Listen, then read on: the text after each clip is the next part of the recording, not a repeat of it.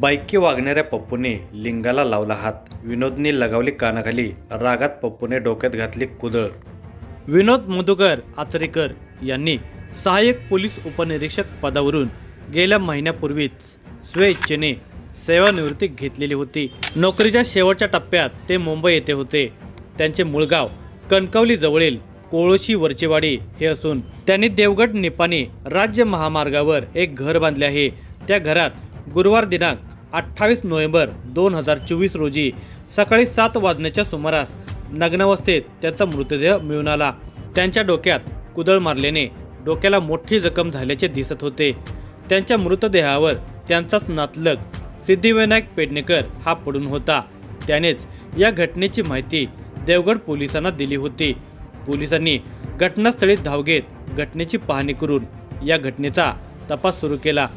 या घटनेतील संशयित आरोपी पोलिसांना मिळून आला, परंतु त्याने विनोद आचरेकरांचा खून का केला याची कबुली दिली नाही.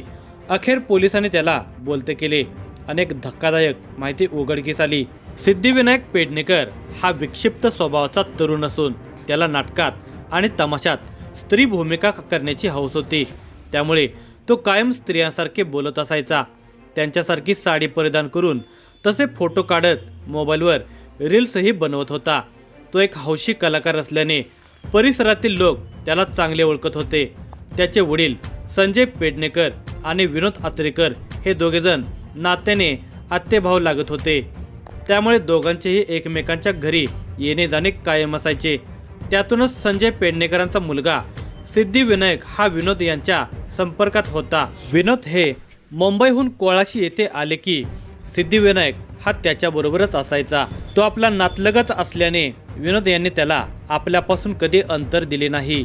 तो विक्षिप्त स्वभावाचा आहे, कसा तरी वागतो याची कल्पना विनोद यांना होती. सिद्धिविनायक उर्फ पप्पू हा विचित्र वागतो. तो महिलांच्या सारखे आचरण करत असे. त्याच्या ह्या वागण्याला त्याचे वडील वैतागलेले होते. त्यांनी त्याला मानसोपचार तज्ज्ञाकडे दाखवले होते.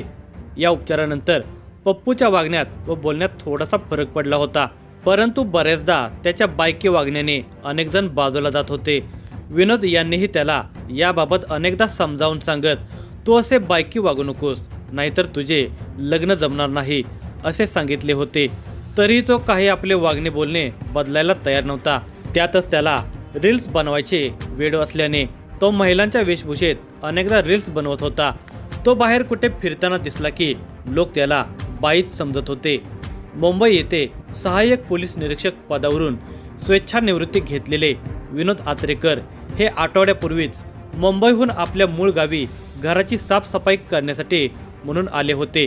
ते गावी आल्यावर त्यांना जेवणाचा डबा वगैरे हे संजय पेडणेकर यांच्या घरातून येत होता. विनोद यांची बायको व मुले मुंबई येथे राहत होती. आता काही दिवसातच त्यांना गावाकडे आणायचे या विचाराने विनोद यांनी घराची साफसफाई करायला घेतलेली होती. विनोद हे गावी आल्याने सिद्धिविनायक उर्फ पप्पू हा त्यांच्याकडे काका काका करत येत असे. कोणाच्या विकृतीवर कधी बोट ठेवायचे नसते म्हणून ते पप्पूला विशेष काही बोलत नव्हते. त्याचे निरगस मन ते ओळखून होते. तो आला की आलास बाळा ये म्हणत त्याला आपल्या बाजूला बसवून घेत ते त्याच्याशी छान गप्पा मारत असल्यामुळे विनोद यांचाही वेळ जात होता. पप्पू त्यांना आपण स्त्री भूमिका करून सोशल मीडियावर कसे फेमस झालो आहोत हे सांगत असायचा. तो इतका बडबड करत असायचा की विनोद यांना बस कर आता असे सांगण्याची वेळ येत होती. तरीही तो आपले पुराण चालू ठेवत असायचा. बुधवार दिनांक 26 नोव्हेंबर 2024 रोजी रात्री 8च्या दरम्यान आचरेकर यांचा जेवणाचा डबा घेऊन सिद्धिविनायक हा त्यांच्या घरी आला होता. त्याला त्यांच्या घरापर्यंत त्याच्या वडिलांनी आपल्या मोटारसायकलवरून सोडले होते. विनोद यांना पूर्वीपासूनच रोज ड्रिंक करण्याची सवय होती. त्या दिवशीही त्यांनी जेवणापूर्वी ड्रिंक घेण्याचा बेत केला. आपल्या नवीन बांधलेल्या घरात ते एकटेच असल्यामुळे त्यांनी बाहेरून ड्रिंक मागवली होती. ते एक एक पेग रिचवत असताना पप्पूने त्यांना मलाही एक पेग करा काका असे सांगितले. त्यावेळी नको रे, तू अजून लहान आहेस, तुला कशाला ड्रिंक असे म्हणत त्याला गप्प राहण्यास सांगितले. परंतु पप्पूने त्यांना सांगितले की काका कधी कधी मीही ड्रिंक घेतो, मला एक पेग करा. त्यावर विनोद यांनी त्याला एक पेग करून दिला. पप्पूने एक पेग घेतल्यावर तो रंगात आला. एक एक पेग करत त्या दोघांनी 1.5-2 क्वार्टर आपापल्या घशाखाली ओतली. त्यानंतर दोघांनीही जेवण केले. जेवण झाल्यावर विनोद आपल्या बिछाण्यावर झोपायला गेले. पप्पू हा खाली बिछाण्यावर झोपला, परंतु त्याला झोप लागत नव्हती. बहुधा त्याची लैंगिक भावना ड्रिंकमुळे उद्दीपित झाली होती. त्याची बिछाण्यात चुळबुळ चालू होती. त्याला काय करावे काय नको असे झाले होते. तो हळूच उठला. त्याने विनोद यांच्या बिछाण्याकडे पाहिले. विनोद हे आपल्या अंडरवेअरवर झोपलेले होते. पप्पू हा त्याच्याजवळ जाऊन त्यांच्या अंडरवेअरमध्ये हात घालून त्यांची लैंगिक भावना चाळवू लागला. या स्पर्शाने ते जागे झाले. रागाच्या भरात ते त्याला बाजूला ढकलून देत, हे काय करतो, तुला लाज वाटते का नाही, असे म्हणत खडसावले. तरी पप्पू काही मागे सरकायला तयार नव्हता. काका तुम्ही गप्प बसा, मी सगळे करतो, असे म्हणत त्याने त्यांची अंडरवेअर खाली खेचली. हे बघून विनोद चौतान उठले. रागाच्या भरात त्यांनी त्याच्या कानाखाली 2 लावली. तसे पप्पूला त्यांचा राग आला. उद्या काका आपली इज्जत घालवणार, आपली आणखी जास्त बदनामी होणार हे त्याच्या लक्षात आले.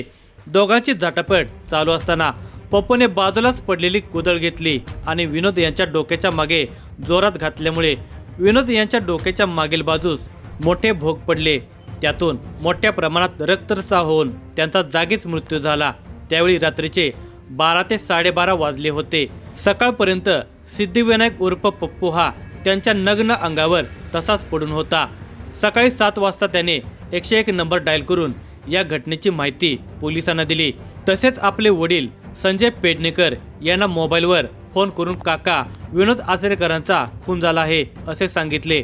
त्याचा फोन आल्यावर संजय पेडणेकर हे निपाणी देवगड रस्त्यावरील विनोद आचरेकर यांच्या घराकडे आले.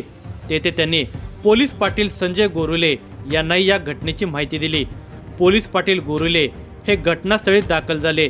त्यांनी घटनास्थळी पाहणी करून या घटनेची माहिती देवगड पोलिसांना दिली.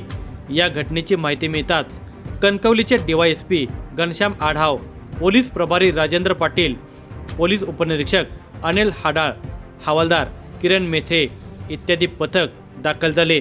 त्यांनी वरिष्ठांच्या मार्गदर्शनाखाली तपासाला सुरुवात केली. घटनास्थळी त्यांनी फॉरेन्सिक लॅब व श्वान पथकालाही पाचारण केले. घटनास्थळी विनोद आचरेकर हे नग्नावस्थेत पडलेले होते. त्यांच्या अंगावर सिद्धिविनायक पेडणेकर पडला होता. बाजूलाच टेबलावर 2 दारूचे ग्लास, स्नॅक्स आणि उघडलेला जेवणाचा डब्बा होता. पोलिसांनी तपास चालू करत घर सील केले. काही गोष्टी संशयास्पद वाटत असल्याने त्या पंचनामा करून ताब्यात घेतल्या. तसेच सिद्धिविनायक उर्फ पप्पू पेडणेकर याला ताब्यात घेऊन त्याच्याकडे या घटनेची चौकशी करायला सुरुवात केली. तो सुरुवातीला नाचा पाडा वाचत होता. त्याला पोलिसी खाक्यात दाखवताच त्याने गुन्हा कबूल केला. विनोद आचरेकर यांच्या डोक्यात कुदळ घालून त्यांचा खून केला अशी कबुली पोलिसांच्या समोर दिली. परंतु खुनामागचे कारण त्याने पोलिसांना सांगितले नाही. मात्र पोलिसांनी त्याला बोलते केलेच. या घटनेची फिर्याद पोलीस पाटील संजय गोरुले यांनी देवगड पोलिसात दिल्याने त्यांच्या फिर्यादीवरून पोलिसांनी विनोद मधुकर आचरेकर वय वर्षे 55 यांच्या खून प्रकरणी सिद्धिविनायक उर्फ पप्पू संजय पेडणेकर वय वर्षे 22 याच्या विरोधात कलम 103(1) प्रमाणे गुन्हा दाखल केला. पोलिसांनी त्याला देवगड येथील प्रथम वर्ग न्यायालयात उभे केले असता कोर्टाने त्याला 3 दिवसांची पोलीस कोठडी सुनावली. कोठडी दरम्यान पोलिसांनी त्याच्याकडून गुन्ह्यात वापरलेले रक्ताने माखलेले कुदळ जप्त केले. या घटनेचा पुढील तपास DYSP घनश्याम आढाव यांच्या मार्गदर्शनाखाली प्रभारी पोलीस निरीक्षक राजेंद्र पाटील हे करत आहेत. गुन्हेगार कितीही हुशार आणि चालाक असला तरी पोलीस त्या गुन्ह्यांच्या मुळापर्यंत जातात आणि त्या गुन्ह्याची उकल करतात. 1-2 दिवसात सिद्धिविनायक पेडणेकर याने विनोद आचरेकर याचा खून का केला याची माहिती काढली. मानसिकरित्या सिद्धिविनायक पेडणेकर हा विकृत असावा अशी शंका होती. परंतु मानसोपचार तज्ज्ञांनी दिलेल्या अहवालानुसार त्याची मानसिक स्थिती तशी बरी असल्याचे समजते.